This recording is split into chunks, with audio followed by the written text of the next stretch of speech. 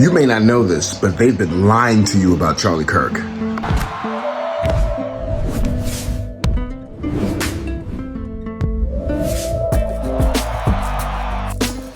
What's up, everybody? It's Kwam from the Brooklyn Bridge Media and from That's Fire podcast.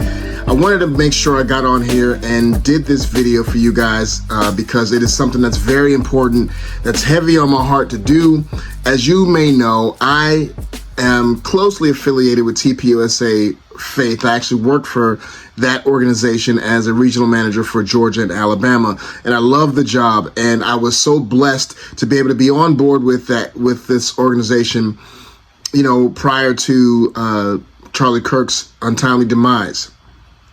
So what I wanted to talk about today is something that I really think we need to do. I want to create a resource for us believers who understood the mission that Charlie Kirk embarked on. There's a really big problem in our society with comprehension. There's a really big problem where we allow manipulation to run rampant, and then it forms our opinions, and then we run with those opinions without even checking whether or not the information that we have received is correct or not. You will see one side, a lot of the side, maybe I'd say 75 to 80% of people who are positively reacting to what's happened with Charlie. You know, they're sad, they are heartbroken, resolved to move forward. A lot of people are coming to Christ over it. You're seeing it across the world, the positive impact that Charlie has had on the world because of his strong stance for Christ and his ability to have freedom of speech and talk about hard subjects very intellectually, and allowing others to, who oppose him, to come and speak and have debate. He was a firm believer that if we are not able to talk with one another, even, if you vehemently disagree with what I feel, if you cannot talk to me, I can't talk to you, and it quickly devolves into a argument and a fight and violence, then we've already lost our republic. And so he was fostering the importance of being able to talk to each other. Now, what I want to say before we get into what we're doing here today is, if you step back for a second, I don't care what side of the political aisle you land on, there is one particular type of person, type of being, type of, activist, if you will, who refuses to have any sort of dialogue if you disagree with them. They take terms and redefine them. They take the terms and they change them around, and they make them mean things that they didn't originally mean. For instance, if someone spoke in hate or had hate speech, it was something that was obvious to all that you were being hateful. But now, certain side of the group created a new definition of hate speech, which is if you disagree or if you don't affirm their stance, then you're speaking hatefully. And when you're speaking hatefully, then you have no right to speak in their eyes. And then they turn things for their advantage. Like, one side calls everybody and everything that disagrees with them, that doesn't line up with what they feel, a Nazi. The worst thing you could call, they try to call you the worst things that they could call you, a racist or a Nazi. Doesn't matter if you actually are Nazi or racist, they will call you that just because you disagree. And it doesn't matter if you say, no, I'm not. Once it's decided in their mind, they run off with it. And then what happens is, if that is perpetuated enough, without any explanation, without any pushback, then the people will take that, get radicalized, and then you have what happened with Charlie Kirk. Charlie did not have any issues with the risk that he had to take, because he knew that standing up for and pushing the ideologies that we as believers stand by, allowing that to raise the standard of all boats, whether you believe it or not, he knew that that was more important than having a safe life.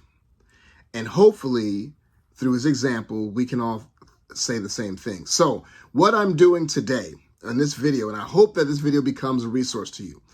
A lot of people, especially people who are black and minorities or whatever,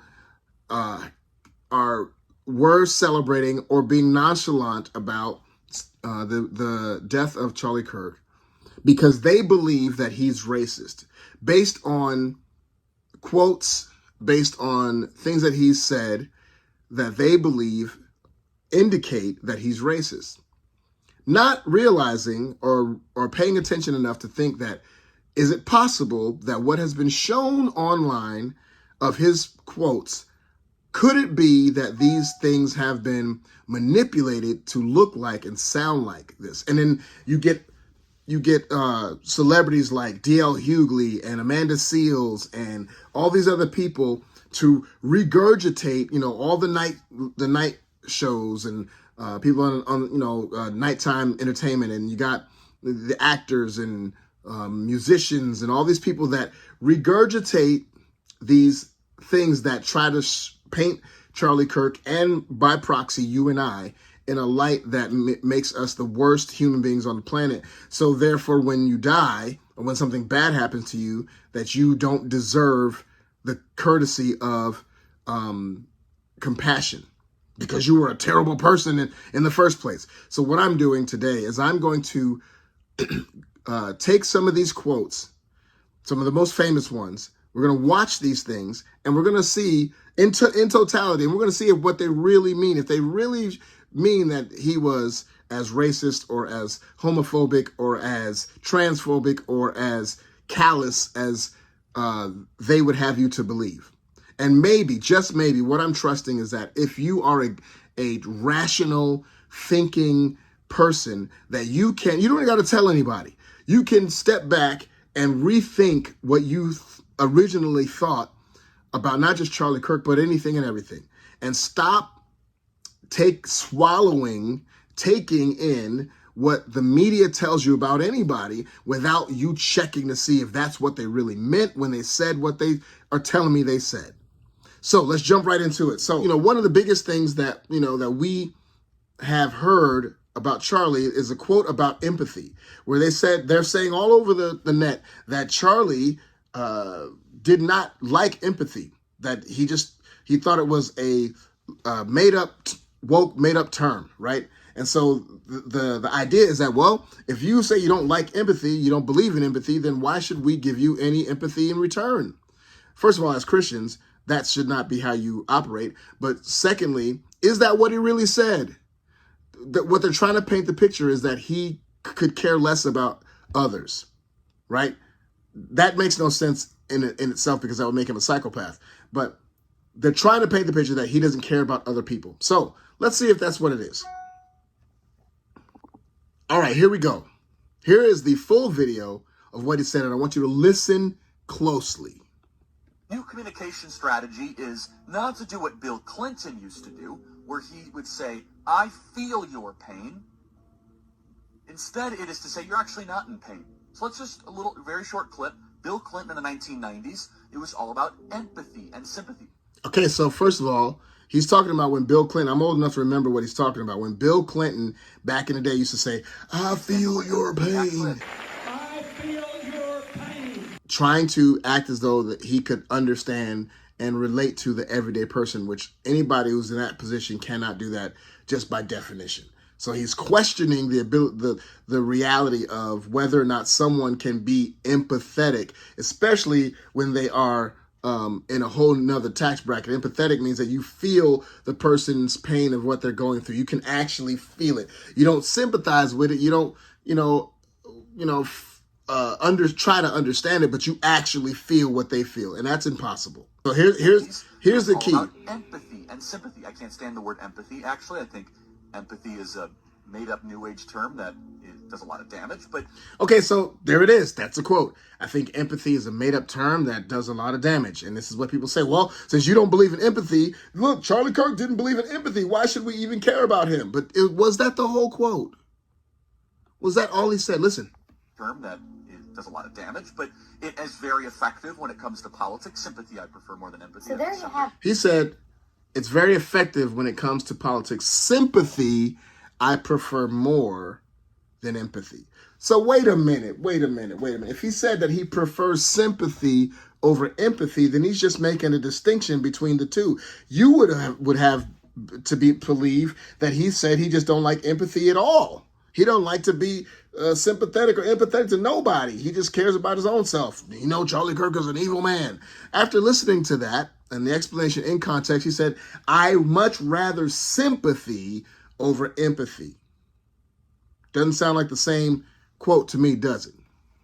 How about the quote where he said about black pilots, where he really thought that, like, he really thinks that if he's on the plane with a black pilot, he will question his ability to fly the plane. And you want to hear that quote just in and of itself. And, racist! Well, let's see what he was saying in context, okay? What is he talking about? What was he actually talking about there? Let's hear it. I'm sorry, if I see a black pilot, I'm going to be like, boy, I hope he's qualified. Well, that's the You wouldn't have done that. You wouldn't have done that before. That's not an immediate. No, you wouldn't That's have done not that who I before. am. That's not. Oh, wait. He said, that's not who I am. He said, I'm sorry, I see a black pilot and I think, I wonder if he's qualified. And then the next thing says, that's not who I am. What is he talking about then? If he says that's not who he is, what was he saying? What does he mean by that? Well, if you watch the episode, he was talking about DEI and what DEI has created. What the atmosphere of DEI, where you only put people in positions simply because they are of a quote unquote minority group, pilots or whatever. And so well, let's listen to the rest of it. What I believe It is the reality the left has but created. because of DEI, it begs the question: when you see a black pilot, you wonder. You say, "I hope they are qualified." Listen. I wouldn't think that if the CEO of United or these airlines would reject DEI and say, So he said, I wouldn't think that if these CEOs would reject DEI. So does that mean to you show that he's saying, well, I just generally am skeptical of black pilots? No, he's saying that because these CEOs, because they have accepted what DEI actually is, then it gives a chance for there to be someone who is in, the pilot seat who may not be qualified. How does that not make sense? He said he doesn't want to think like that, but they've created this atmosphere for that to be a thought. That don't seem like that's racist to me.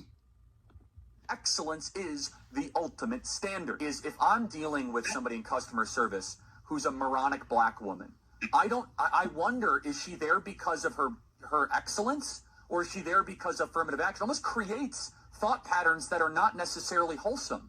Okay, what did he just say there? He said, if I am on a customer service with a moronic black woman, and then he says the rest there. Why would he say moronic black woman versus moronic white woman or moronic? Why did he solo out the quote-unquote black woman? Because he's talking about DEI. He's talking about affirmative action in that space. He's saying that those things, DEI, affirmative action, creates a thought pattern that forces people to think that possibly the person that got there because of DEI, the person that got there because of affirmative action may not be qualified, because that's not the criteria to get the job under DEI, under affirmative action. You don't got to be as qualified as the next person. You just got to be black or Hispanic or whatever it might be. Although the cat out of the bag is that affirmative action, those that pushed it, sold it to black people that this was going to help you. But guess who it actually ended up helping the most? White liberal women. But that's another video for another day. Let's see what else he has to say. Creates resentment, doesn't it, Heather? No one really cares when it's HR managers. No one cared when it was, just kind of paper shufflers or even engineers. But now when it's like, wait, hold on a second. You're going to remove my appendix and you're a black lesbian? Charlie Kirk has no problem putting his true beliefs about So anyone listen, who isn't a white. if you now couch in what the atmosphere of what he was talking about in context. Now, could he have maybe said it in a better way? Perhaps. Could he have couched it in a better, term? But these are podcasts where everybody that says podcasts get to say whatever they want, however they want to. And so they're talking off the cuff, right? But that does not make him racist. He's saying that he wouldn't want to think like that. But because of DEI, it forces that. Therefore, the whole point is that we should not be promoting diversity, equity, inclusion, and we should not be promoting affirmative action and allowing people to rise to the top based on their merits. Therefore, once they get to the top, nobody can say anything to you. Oh, you got there just because of da-da-da-da. That's what he was saying. Another famous thing that quote that people try to get at is they're saying, well, Charlie Kirk said that, he could sacrifice some people and some lives for, to support 2A. And, just it came back to haunt him that you reap what you sow. We spoke it into existence. That's what Dietrich Haddon said. But was that what it was really? And what was the logic behind it? Let's watch and see the whole clip on what he was saying. Listen to this. Listen to. I want you to listen to the logic here. People are upset, but I'm seeing people argue for the other side that they want to take our Second Amendment or rights away. How do we convince them that it's important to have the right to defend ourselves and all that good stuff? Listen to the correlation he makes. Thank you. So I'm a big Second Amendment fan, but I think most politicians are cowards when it comes to defending why we have a Second Amendment. This is why I would not be a good politician. Or maybe I would, I don't know. But because I actually speak my mind. The Second Amendment is not about hunting. I love hunting. The Second Amendment is not even about personal defense. That is important. The Second Amendment is there, God forbid, so that you can defend yourself against a tyrannical government. That is correct. That is correct. Come on. Which most other countries don't have. It's a backstop. And if that talk scares you, wow, that's radical, Charlie. I don't know about that. Well, then you have not really read any of the literature of our founding fathers. Number two, you've not read any 20th century history. You're just living in Narnia. Yeah. By the way, if you were actually living in Narnia, you would be wiser than wherever you're living, because C.S. Lewis was really smart. So I don't know what alternative universe you're living in. You just don't want to face reality that governments tend to get tyrannical. And that if people Is he wrong? have the ability to protect themselves and their communities and their families. Is he wrong? Now, we must also be real. We must be honest. Listen. Having an armed citizenry comes with a price. And that is part of liberty. Wow. Driving comes with a price. 50,000 people die on the road every year. You hear what he said? That's a price. You get rid of driving, you'd have 50,000 less auto fatalities. But we have decided that the benefit of driving, speed, accessibility, mobility, having products, services, is worth the cost of 50,000 people dying on the road. Is it not? So we need to be very clear that you're not going to get gun deaths to zero. It will not happen.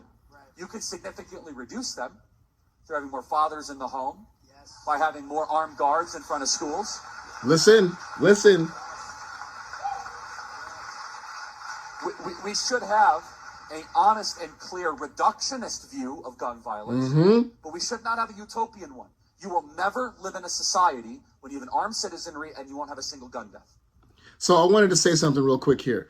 The issue with a lot of people who hate Charlie Kirk, who usually end up on the left and liberalism and progressivism, part of liberalism and progressivism believes that there is a utopia that we can progress to, a utopia where mankind can progress so far out of his depravity that we can get to a place where everything is beautiful and great and nothing bad happens.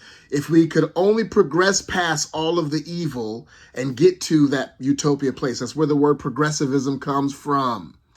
We as Christians understand that that will never happen as humans on earth, because we are evil human beings and we have sin nature, and we are going to sin against one another until Christ comes. So conservatives, it's a little history lesson here for you. Conservatives want to conserve the things that work, that guard against the most damage, and conserve those things, and then progress past the things that do not work very slowly and cautiously. So to think that we can get to a utopia where there's going to be a place where no guns kill anybody, and at the same time we're protected from a tyrannical government, is an impossible idea. Doesn't work. What's the rest of what he says here? It's nonsense. It's drivel. But I think it's worth it. Here's the clip. I think it's worth to have a cost of, unfortunately, some gun deaths every single year, so that we can have the Second Amendment to protect our other God-given rights. That is a prudent deal. It is rational. Nobody talks like this. They live in a complete alternate universe. So then how do you reduce? Very simple. People say, oh, Charlie, how do you stop school shootings? Hear this. How did we stop shootings at baseball games? Because we have armed guards outside of baseball games. That's why. How do we stop all the shootings at airports? We have armed guards outside of airports. How do we stop all the shootings at banks? We have armed guards outside of banks. How do we stop all the shootings at gun shows? Notice there's not a lot of mass shootings at gun shows. Good point. All these guns. Because everyone's armed. See, and people don't want, but Charlie Kirk was so callous to say that we're willing to sacrifice people for guns. Now you see, that's not exactly what he was saying. What he was saying, you have to admit, makes sense. That we're willing to have the privilege of driving. We're willing to accept that 50,000 people are going to die in car accidents so that we can have the privilege of driving cars. You would have 50,000 less killing dead if we just banned all cars, but we're not going to do that. So the acceptable amount of sacrifice we're willing to make to be able to protect ourselves against a tyrannical government is that there will be gun deaths, but we can reduce them. And we reduce them, these school shootings and whatnot, by hardening soft targets. Makes a lot of sense now, doesn't it? Here's another one we're going to knock down. Remember, there was one where they talk about they're upset because Charlie Kirk says that the Civil Rights was a mistake. That's the quote. Civil rights was a mistake. The Civil Rights Act was a mistake. And then they put it into civil rights itself was a mistake. How racist of Charlie. But is that what he really said? And paved its way for the persecution. For example, they're using, listen. in spirit, but So here's the question that is asked. do you support the Civil Rights Act? In spirit, but not how it's written. Why? Oh, wait. He said, do you support the Civil Rights Act? So if he didn't and he thought it was a full-on mistake, he would have said no. He would straight out, no, I thought it was a mistake. But what did he say? He said in spirit, not in how it was written. Meaning he supported the idea of civil rights, which they want you to believe that he didn't. He did support the idea of civil rights, but not how the bill was written. Let's listen to this again, real quick. Watch his explanation. It's too broad and paved its way for the persecution. For example, they're using the Civil Rights Act to put men in locker rooms like Riley was in. They sure are. Which article? Article 4 or 5, I think. I actually don't know specifically, but the Civil Rights Act is being used for by the trans movement right now as because they say that they are women, therefore they demand an accommodation of women's rights. Riley can riff on this. They're using the Civil Rights Act literally to have access into men female locker rooms. So what would you change about the Civil Rights Act? I wouldn't make it as broad. I would make it much more crisp and concrete, and I wouldn't have it necessarily. I would also get rid of the disparate impact component of the Civil Rights Act. So the biggest problem with the Civil Rights Act, there's 4 components of the beast of anti-racism. There's affirmative action, DEI, disparate impact, and then, of course, there's a 4th that I'll remember in a second. So, did y'all hear that? He said he had a problem with the 4 pillars of the Civil Rights Act. One mainly being called the disparate impact. I would adjure you to go, is that a word? But I would encourage you to go look that up. Disparate impact. That's what he had a problem with. Not civil rights itself, but the idea of disparate impact in the Civil Rights Act. Let's listen to the rest of what he explains. which is basically disparate impact is that it must be racism if two different groups have different outcomes, which of course is outrageous. Okay, let me explain that to you. It's shown within the Civil Rights Act, disparate impact explains that if there are differences between racial groups, it has to be racism that caused it.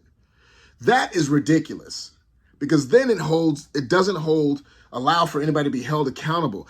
Again, if there are any differences in outcomes that have to do with the demographic of race, then disparate impact says that it automatically has to do with racism. That notion and that assumption brings a lot of problems if we accept it. Listen up. Impact is the legal theory that undergirds most of the enforcement of the Civil Rights Act.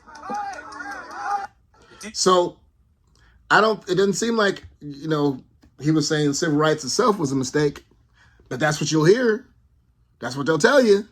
He was saying that how it was created. And in other clips, he talks about how, it's the same way that a lot of legislation is done with a lot of fat.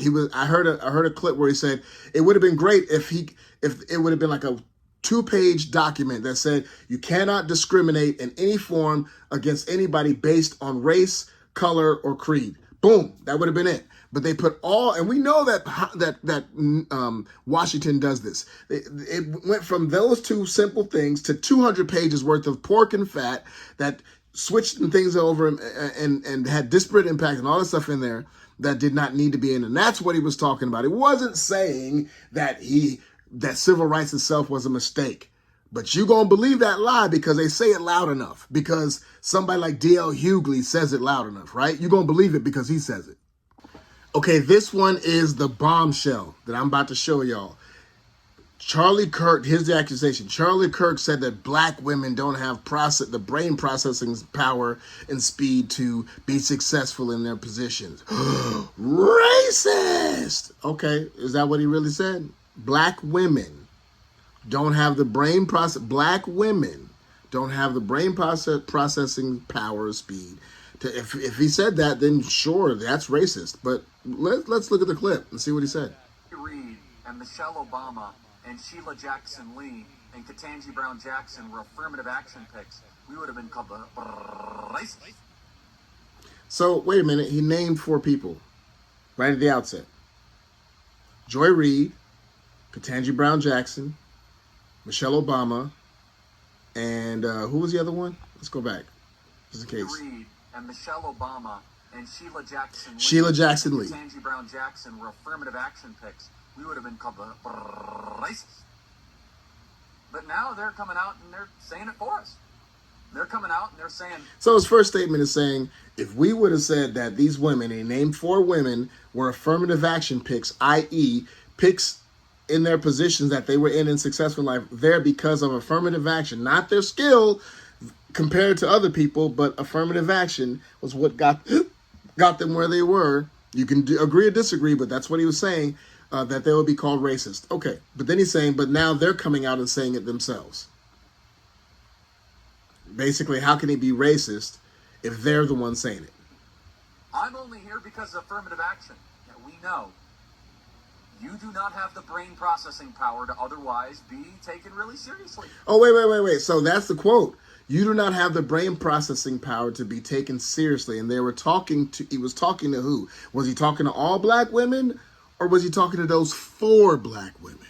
But see, you're told that he said this about black women as a whole. Forget the fact that Candace Owens was his best friend. Forget the fact that he has a ton of black people, black women working for him, for the organization. Forget all that. But didn't you just see he just named 4 people he was talking about specifically, and not black women as a whole? I don't know. Am I reading into that? Listen. You had to go steal a white person's slot to go be taken. Oh my God! Oh, what did he just say? Those 4 women he's talking about, they had to steal a white person's spot, which is affirmative action and DEI. Now, you can agree with that point or not, or disagree with that point, but you cannot say that he was talking about all black women. You can't say that. You cannot say that. And notice, All of those women that he talked about, those 4 women he talked about, were all on one side of the aisle. That makes a difference. We know it's very obvious to us that you were not smart enough to be able to get in on your own. I couldn't make it on my own, so I needed to take opportunities from someone more deserving. You know, this is how arrogant Joy Reid and... So then he goes on and keeps talking about that. You can look at the clip yourself. But again, as we've looked at the clip in context, I don't think that you can honestly say that he was saying all black women are like that or don't have the brain capacity. He's just saying those 4 women. You know, I could go on and on and on and on, clip by clip by clip, and show you. But those are those little clips about that. But there are thousands of other clips that show Charlie's compassion, his love, his patience when he's talking to people and debating people that hate his guts, his intellect, his brilliance, all of that. Now, I am not a person who puts people above the Lord. But the Bible does tell us to give honor where honor is due. And Charlie Kirk was not the man that the left would try to paint him. Of course, they're going to try to paint him like that because they don't want them to listen to. They don't want you to listen to what he had to say and take it to heart. But the issue, the things that they tried to do, what that side and the darkness that behind his assassination, which the Bible says we wrestle not against flesh and blood, but against rulers, powers, and principalities in dark places. And the enemy who wanted to snuff his voice out done stepped in it now, because you've seen all across the world that the message that Charlie Kirk was pushing is now being pushed by millions more people. So don't believe the hype. Don't be like in Public Enemy and don't believe the hype. Go look for yourself. No matter what you hear, see, or think that's coming from any side of the media, go find the clip yourself and analyze it. Don't just let your emotions run with you. Let's stop letting these lies and these false accusations to detract from Charlie's message. Get it? If you disagree with the message, disagree with the honest message. Don't disagree with the boogeyman that they try to tell you he was, because he wasn't that. God bless the Kirks. And I can't wait to see what God is going to do next. Thanks for sticking with me. Make sure you like, share, and subscribe. Share this video with anybody and everybody who have, fallen to the falsehoods that the world would try to say Charlie Kirk was, because I just debunked them all for you in a very simple manner. And if you still believe those things, then you just want to believe that about him. And you're not about being honest, and we can't really take your opinion seriously. I want to take your opinion seriously. So I'm not saying you got to agree with what his outcomes were, but at least, like I said, at least debate against what he actually said, not what they're telling you he said. God bless you. Remember, we are not of those who shrink back, and I'm going to see you on the next go round.